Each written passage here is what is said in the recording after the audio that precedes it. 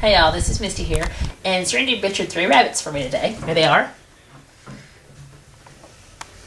Alright, and now I'm going to get ready and I'm going to cut them up and prepare them for y'all and this is how I do it. I take and I like to lay it out flat like so, and give little breaks there, and this is not connected, so no problem. Clean it up just a little extra, get that fat off of it. Anything extra that was left behind, a little blood there were, anyway. And I like to take these shoulders and just get them out of the way.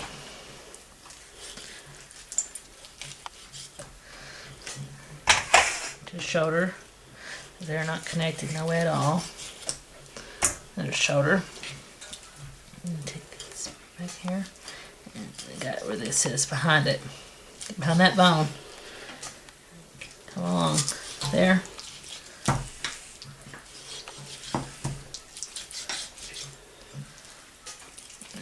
Just get that off there. I usually can do a lot easier. I'm struggling. There you go. There. That thing didn't want to come loose for me. It's good. I hadn't done one in a while. We have to take 2 on that one. Alright, let's try this again. Behind that bone.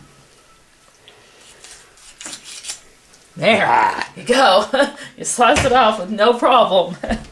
Alright, now let's get rid of some of this stuff because you can boil this down here and make some kind of broth with it, or if you was going to make a stew or something, then you would keep all this extra, but I'm going to fry this up. Comes off the rib cage. Yeah, it just comes off the rib cage. It's not got really meat in it. If you had to, you'd have it. I would eat it, but I trim most of the ribs off here because they've got a little meat in them. Not much. If I fry them, I throw them in at the end.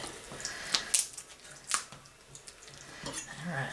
Take and see where the 2 inner tenderloins would be. The straps. And that gives you 1 long back strap on each side. Let's clean this off.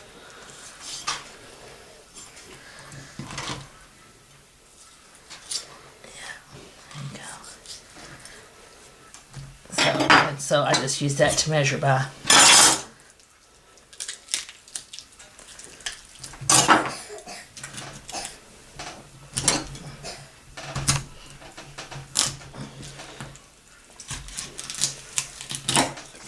There. And that. Just trim it up a little bit more. Then I'll dredge it in flour and fry them up. Alright, I have some lard here. This is our lard from our hogs that we butchered this year. And I got a couple of these spoonfuls in here. And let it get good and hot. And then I'm going to fry my rabbit up in it that I have cut up over here. And right now I'm going to season it and I'm going to flour it up. And that's all I'm going to do. And I'll put it in with this grease. And I haven't forgot to use my Zatarain's blackened seasoning. This is what I use. This is what it looks like. It's near the bottom shelf at Walmart. And you'll miss it because there's usually just 1 aisle of them. And I like to use it on a little bit of everything I use. It gives it a good flavor. Alright, I'm going to check my firebox before I put any before I put any of my meat on the stove to start cooking. It needs to have wood in it. Put it in there a little bit, give it a little bit. I'm going to use some smaller stuff since I'm going to be frying. I want it to be good and hot. And when you fry on here, or you're trying to boil something, you do want to have your wood box door open. This is where you get your ashes out at. And I will do a video coming soon on how I take care of my stove. Get some more wood. It's a slab wood that we split. We don't have any round wood. These are just smaller pieces. Alright, that will burn it fast. Alright, today about noon my husband put these potatoes in the oven and they're good and done. I'm going to take them up and wrap them in a warm towel. Alright, I think the grease is hot enough. We'll check it out and see. Yeah, that's just right. You don't want it too hot, but you want it good and hot enough to start frying as soon as you put it on there.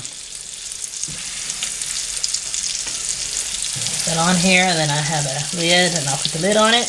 I'll let this fry with the lid on it until I'm ready to turn it. Once I turn it, I won't put the lid back on it, so that way it gets crispy. Alright, I'll be back when I get it done. This is ready to flip now. I took the lid off of it. Nice crispy crust. And then I'll let this finish cooking. I'll move it over to the side, let it slow cook a little bit, and let it cook this way until it's done. This is ready now, and I'm going to get it off, and then I'll show you what I'm going to do to it while I'm cooking the rest of it. See, it's nice and golden. Put it in here on paper towel. Get some of the grease off of it. Okay, I got this really old pan that I use. It was a Mountain Man's great grandma, I think. I'm gonna put it in this oven. Again, keep an eye on it. I'll probably leave the door open so that way those bigger, thicker pieces can make sure they're good and tender and stuff. Because that, while this other batch fries, they're kind of sitting there and just. Alrighty, got it done, and here we go. We got us some fried rabbit, and we got us some broccoli and cheese, some salad, and a few baked potatoes to go with it, and we got a good meal. I hope y'all enjoyed. You have a good day, and God bless.